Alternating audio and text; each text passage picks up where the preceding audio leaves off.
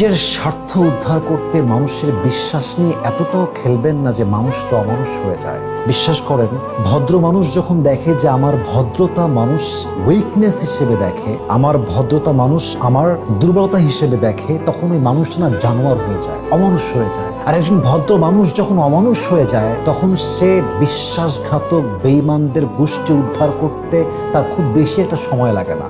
আর যারা নিজের স্বার্থ উদ্ধার করতে একটা মানুষের জীবন নষ্ট করতে একটা মুহূর্ত ভাবে না, একটা সেকেন্ড টাইম নেয় না, এদেরকে মানুষও ছাড় দেয় না, এদেরকে স্বয়ং আল্লাহ তাআলা নিজেও ছাড় দেন না। এজন্য কারো বিশ্বাস ভাঙার মতো, নিজের স্বার্থ উদ্ধার করার জন্য কারো সততা নিয়ে খেলার মতো এই নিকৃষ্ট ফাঁদে কেউ পা দেবেন না। নিজে ভালো থাকেন, নিজের স্পেসে হ্যাপি থাকেন, আল্লাহ আপনার জীবনে অনেক বেশি বরকত দিবেন। আপনি বিশ্বাস নিয়ে খেলবেন, আল্লাহ আপনার সমস্ত মান, সম্মান, ইজ্জত মাটির সঙ্গে মিলিয়ে